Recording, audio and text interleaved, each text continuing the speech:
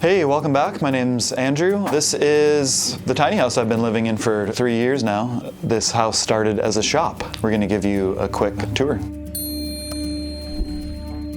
This video is sponsored by Descript. Descript makes editing audio as easy as editing a document, and they basically reinvented the video editor. It's still in beta, but you can get early access to a ton of amazing new features that will change the way you make video. It's free to use.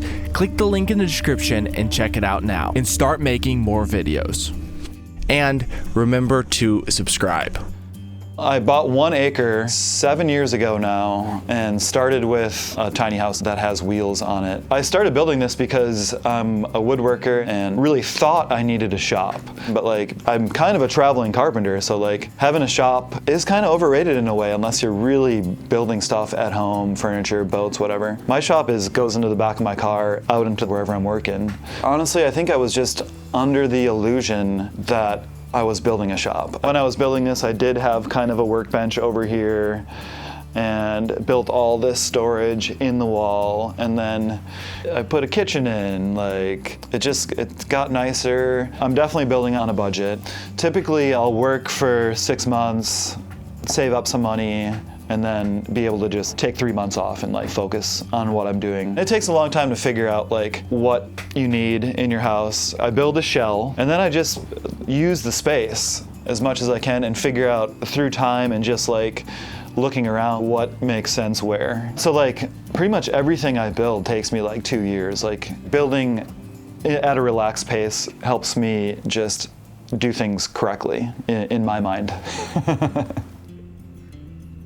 Yeah, welcome. I wish I had a name for this tiny house. Literally just started with putting some pier blocks down with adjustable saddles on them, and basically my foundation was done within a day. Building on just a minimalist foundation gives you the options of kind of designing it however you want. It doesn't need to be a rectangle. Added a little more width where my bed is. I have a 12 by 12 zone. However you want to fill up that 200 square feet, you can build it. Kind of adjacent here, I've been sort of working on a funky garden, just planting stuff every few years and trying to harvest some of my own vegetables when I can. Throughout the years, I've been taking a lot of trees down, and a lot of trees have blown over. Before I had a wood stove, I'd sold probably 10 cords of wood, and it funded a trip down the Grand Canyon for me. So that was a really good trade.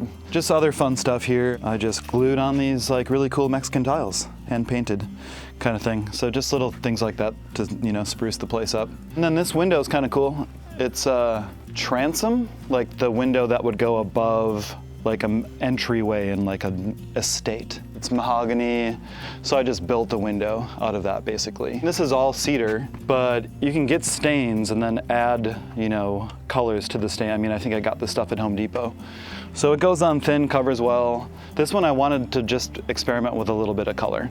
And this is just another example of using material in a strange way, not wanting to go to the lumber store. So I'm if I cut that branch in half, it'll cover that seam and potentially look cool. And I just set that in there for whatever reason. A lot of this trim is here because there's weird seams behind it.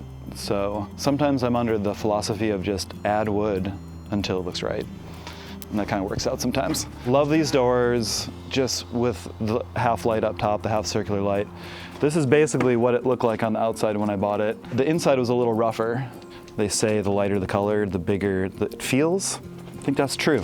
So these doors are incredibly cheap, $50 a piece probably. You want to just cruise through this way? My little privacy screen. Spend a lot of time out here. People always ask me, does your couch get wet when it rains? And I say, yeah, it does. It's fine, it dries. I was gonna put a canoe under here, but the canoe ended up just taking a little too much space. But it's perfect for this kayak here. Pretty much all the boards on this entire side are just fence boards, same as this material here. It's a really, really affordable way to side your house. I did this whole side for probably 150 bucks. You can't beat that. So the reason I put this in is because literally I ran out of wood and I didn't want to go to the store and buy more wood. So I just put this Salvador Dali print into my wall so I could finish the siding that day. It's really just a couple propane tanks under there. One is feeding the hot water heater, which is feeding the sink inside, an outdoor shower, and then another propane tank going right to the stove. And then a little composting toilet here. Quite pleasurable to not be in a confined space. This was my original fence here that I literally just had the bark of trees to create that fence, which was too nice to burn, so I made a nice fence out of that. And then this kind of holds my shower water. Simple as that. Hot water comes out of here. Same with this. I can fill up this tub with that red line there. And then this is access to get to the roof here too, if I want to be up there. All right, let's go on in and take a look. Pretty straightforward kitchen. I ended up just buying cabinets. That's basically a sink cabinet because, you know, you can't move that thing. And then got a chest of drawers here. If you look around, you can really find high quality cabinets at used places. I think I paid $100 for this. If I was to build this, the hardware alone would have cost more than what I paid for this cabinet, which you gotta choose your battles. If for some reason this building changes purpose again, I can take this kitchen out in 10 minutes. Another like fun way to use the cutoffs of cedar trees is to like do something like this, like go to your local guy that's milling wood and you can find stuff like this that's 100% free. Yeah, and this is just a slab of cedar from the property here.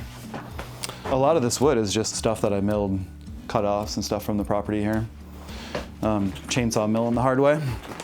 I framed a little 2x6 wall under there to support this table, and then I put like a little, you know, a little ledger here just to support that weight, but that allows you to you know, not have so many legs, which is, in a tiny house I think is really handy. I can store a bunch of stuff under here if I want to.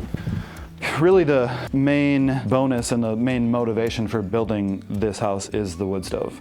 Just warmth, obviously, and then also provides a wonderful cooking surface. You can do all kinds of stuff with a Dutch oven, so like I look forward to colder months when I'm stoking this and just like cooking food on this all day. Just great. And then just a little chair, you know, to hang out on when I want to read a book or not be in the bed. I'd thought about doing a closet kind of back in this zone, but it's kind of close to the wood stove. I mean, it's just one of those things, like after you live in a space for a while, you realize what can happen and what can't. Pretty straightforward bed, got a little bit of storage under the bed. There's a power cord just going into the outside of the building, and then I have, this is like my load center here. So that's my circuit box. For a tiny house, I don't need this many circuits. A lot of this is just redundancy. If I want to plug an RV into the building someday, or you know, other heaters, or just, I have options here. And I've got a little, with that little bump out with that transom window there. Yeah, and then like that just kind of made sense to throw a loft up there just for storage. With the design of this building, I wanted to have a ton of light up top here. And I sit on a bunch of these doors. It's just like CVG fir with a big, really quality glass pane in it. And I've done this several times on several buildings. That's an incredibly cheap way to have a big window, and you can just put hinges on it just like a door is, and you have to build the window, which is time consuming but actually really fun. And then a skylight. When I built this, I didn't really know that I was going to be sleeping in a bed down here. It's a little sketchy because things are falling, and someday I'll probably pay the price for that, but what are you going to do? gotta bring in the light.